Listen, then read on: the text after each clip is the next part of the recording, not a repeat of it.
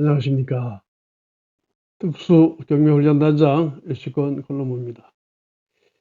이 시간에는 8억 주고 사서 10억 버는 모텔 경매, 유치권 공갈은 넘어가지 말고, 이런 제목으로 얘기를 드리겠습니다. 지금 여러분들이 굉장히 목가적인 풍경이죠. 길 따라 호수 따라서 흐르는 황산 입구, 동정호 무인호텔 전경입니다. 바로 이 무인호텔입니다. 유치권 공간에 넘어가지 않으면은 8억 주고 뭐 이 모텔을 사면은 10억은 남는다. 이게 18억 이상 되는 모텔이라고 하는 얘기입니다. 자, 어떤 사건이냐? 창원지방법원 밀양지원 2021 타경 256호 사건입니다. 매각기일은 6월 12일입니다. 자, 여기는 토지가 전부 430평, 건물이 1, 2, 3층 해서 252.7평. 아주 아담한 모텔입니다. 감정평가 금액이 18억 7,200만 원, 최저가는 7억 6,688만 2천 원. 뭐 유찰도 많이 되고 지난번 또 한번 불허가가 되고 해가지고 지금 뭐 11차까지 지금 이렇게 됐는데, 실질적으로는 지금 그 가격 자체가 지금 4차의 가격으로 보면 됩니다. 그런데 여기가 이제 창녕군 창녕읍 하게 되면은 대부분의 사람들이 야, 그 뭐 그렇게 거기에서 모텔이 되겠느냐 하는 그런 생각을 하실 겁니다. 그런데 여러분 사진에서 보는 것처럼 거기가 어디에 해당이 되냐면은 예, 그 하왕산 입구에 해당이 됩니다. 하왕산이라고 하면은 갈대 관광으로 유명한 데죠. 그래서 이 하왕산으로 가려고 하게 되면은 이 앞을 지나가야 됩니다. 그리고 이 앞에 이제 옥천 저수지라고 하는 저수지가 굉장히 큰 게 있어가지고 뭐 굉장히 정겨운 풍경, 목가적인 풍경을 연출하고 있습니다. 거기다가 이제 이 모텔이 2001년인가 신축한 모텔입니다. 그럼 2001년에 신축했으면 지금 이제 22년 됐으니까 굉장히 이제 노후된 그런 모텔 아니냐? 아닙니다. 이게 2018년 9월 달에 싹 깔끔하게 좀 수리한 그런 모텔입니다. 이게 252평 이 정도 모텔을 완전히 리모델링 하는데 돈이 얼마나 들겠습니까? 최하 한 5, 6억 정도 들어갑니다. 최하. 여기에서 제가 이제 안을 이렇게 저기 보니까 말이죠. 안도 완전히 깔끔하게 바꿔놨어요. 그 2018년 9월에 하고서 겨우 1년 한 3개월 장사하고 코로나 때문에 완전히 폐업하다시피 돼 있는 겁니다. 그래서 여러 가지로 이게 볼 때에 여기는 뭐 위치가 꽤 괜찮은 데고, 또 장사를 하다가 팔면 돈이 꽤 남을 수 있는 그런 소지가 다분히 있는 곳입니다.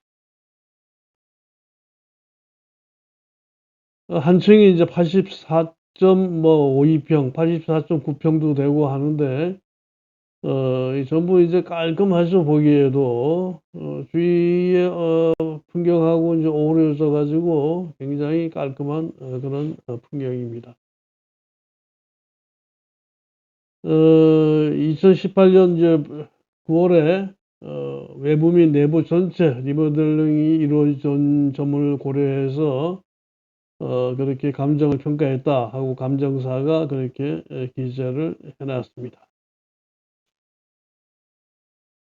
거의 뭐 세입자가 뭐 3천에 한 달에 뭐 450만 원씩 이렇게 들어있는데, 뭐 보증금 2천만 원 해가지고서 이 부분은 좀 자신 없는 모양이에요. 그래가지고 소액 임차인 뭐 우선 변제 받는 거 그거라 받았으면 좋겠다 해가지고 또 보증금을 줄여가지고 신고를 했습니다. 이제 큰 문제는 없는데, 2018년 9월 달에 리모델링 싹 해가지고, 그 다음에 이제 농협에서 또 약 한 11억 한 5천만 원 정도, 또 대출을 받은 것 같습니다.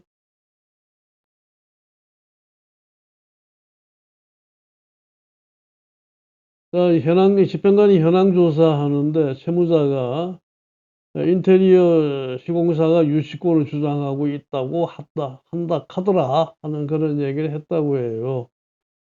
그러면 유치권이 뭡니까? 점유하지 않는 유치권이 있을 수가 있습니까? 없습니까? 그 점유는 누가 하고 있습니까? 점유는 임차인이라고 3천에 450만 원 임차인이라고 신고한 분이 점유를 하고 있는데, 그럼 유치권자는 어디 있어요? 있을 데가 없잖아요. 그 지하실이 있는 것도 아니고, 그 뭐 대문 담밖에 있다는 얘기 아니에요? 유치권 있다는 얘기입니까? 없다는 얘기입니까? 딱 한마디로 얘기해가지고 유치권이 없다는 얘기니까 유치권에 관해가지고 일단 겁을 먹지 마시고, 유치권자는 부동산 인도 명령 신청에 의해서 즉시 쫓겨나는 유치권입니다. 자, 그러면은 부동산 인도 명령 신청서를 작성을 해보겠습니다. 사건은 2021 타경 256 부동산 임의 경매죠. 신청인은 경락인, 자, 피신청인은 인테리어업자. 신청 취지는 뭡니까? 자, 이 사람 집행관으로 하여금 쫓아내 주세요 하는 거죠. 내보내게 해 주세요 하는 거죠. 이렇게 나야 된다는 얘기. 신청 이유는, 자, 신청인, 경락인이죠. 나 경락받고 잔금 내고 소유권을 취득했다. 이 사람 뭐 나가라고 하니까 말이죠. 유치권 어쩌고 저쩌고 하는데 이 사람 유치권자가 아니다 하는 얘기입니다. 그러면 이 사람이 유치권자가 아닌 그 유치권이 성립할 수 없는 이유는 뭐냐? 음? 이걸 이제, 자, 보십시다. 피신청인의 주장과 달리 점유의 입증이 불가능하다. 그렇게 돼 있죠? 이 집행관이 말이죠. 2021년 2월 23일 날 이 사건 부동산에 출장을 해가지고 현황 조사를 했습니다. 근데 이제 유치권자 있는 게 아니고 소유자의 말로 인테리어 업자가 유치권을 행사하고 있다는 진술을 듣고서 그냥 그 진술을 그대로 받아 적어 줬어요.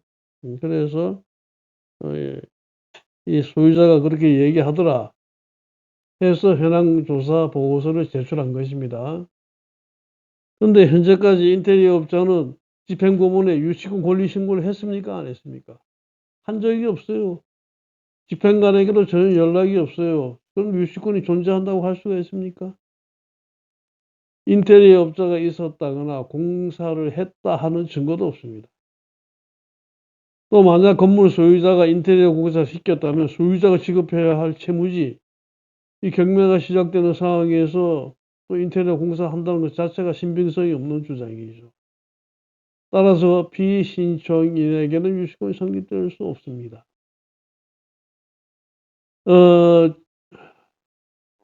2018년 9월 달에 인테리어 공사를 대대적으로 했다고 그랬죠. 그러면 그거 못 준 돈 아니냐. 그 인테리어 공사 하자마자 어떻게 했습니까? 농협에 대출을 갖다 10억을 받았죠. 그 돈 가지고 뭐 했겠어요? 인테리어 공사하는 데 썼겠죠. 자, 그러면 그때 이제 돈 안 주고 남은 게 있다 하게 될 것 같으면 유치권이 성립되는 거 아니냐. 그게 2018년이에요. 자, 공사 대금의 채권의 소멸시효는 몇 년입니까? 3년입니다. 또 2018년 공사했으면 2021년에 소멸시효 끝나고 지금 2023년입니다. 성립될 수 없는 유치권을 주장한다. 그러니까 여러분들이 이 유치권이라는 공갈에 넘어가지 않으면은 이걸 사가지고서 10억 원 벌어진다는 얘기입니다. 자, 이제 유치권이 말이죠. 대부분의 유치권 신고한 것 중에 한 80% 이상은 소유자와 결탁하지 않으면 유치권이 못합니다. 자, 이 사건 같은 경우에 소유자가 뭐 아주 지레 유치권이 있다. 이거 소유자 거짓말이에요. 그냥 값이라도 떨어지고 하게 되면 자기가 행여 살까 하는 그런 생각도 있는지 모르겠습니다만. 그래서 유치권자에 관한 것은 민사집행법 91조 5항에 보면은 유치권은 낙찰인 인수해야 된다 이렇게 되어 있습니다. 그런데 이 사람은 유치권자가 아니기 때문에 우리 민사집행법 제136조 제1항에 따라서 이 사람 내쫓아 달라고 하는 인도명령을 인용해 주시기 바랍니다. 이 말입니다. 그러니까 이제 여러분들 이 유치권이라는 공갈에 속지 않으시면은 10억은 벌어진다 하는 얘기입니다. 자, 한마디만 더 하겠습니다. 이 모텔이 지금 이제 조금 위축돼 있어요. 모텔이 위축돼 있는 게 지난 3년 동안 이거 코로나 기간 동안에 사람들이 모이지를 못하게 하다 보니까 이거 술 먹고 하는 사람들이 좀 많고 해야지 모텔이 장사가 되는데, 자, 여기는 관광지죠. 이 관광지인데 사람들이 어디 뭐 3명 이상 뭐 5명 이상 3명이 뭐 5명도 됐다가 3명도 됐다가 왔다 갔다 해 있죠. 자, 모이지 말라. 우리 누리 아카데미 우리 특수경매훈련단도 2021년부터 통정을 못 다녔어요. 현장 답사를. 아니 모이려고 해서 차에 타려고 하면 3명 4명 다 너무 무리잖아요. 5명 너무 버리니까 답사할 수가 없는 겁니다.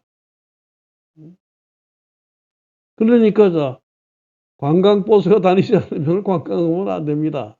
관광버스부터 다녀야 돼요. 이 화항산 관광지가 말이죠. 수도권에서는 보면은 차로 한 5시간 정도 걸리는 거리예요. 4시간, 5시간. 그러면은 자, 만약 여기에 말이죠. 아이고, 여기 모텔 깔끔하고 좋으니까, 자, 오늘 손님들은 여기서 다 하룻밤 1박 합시다 하면 어떻게 돼? 풀 차는 거죠. 그동안에 이제 코로나로 인해 가지고 우리나라의 관광이 참 정말로 많이 죽었습니다. 뭐 관광뿐이 죽은 게 아니죠. 우리 아들은 목욕탕 찜질방 하다가 말이죠. 그 1,500평짜리 찜질방이 확 날아가 버렸어요. 엄청난 피해입니다. 이 개인별로 보면 말할 수 없는 피해를 입었는데, 이제 지금부터 좀 회복돼야 될 그런 시간입니다. 여러분들, 이런 물건은 특히 눈여겨 봐두시기 바랍니다. 전 다음 시간에 다시 뵙겠습니다.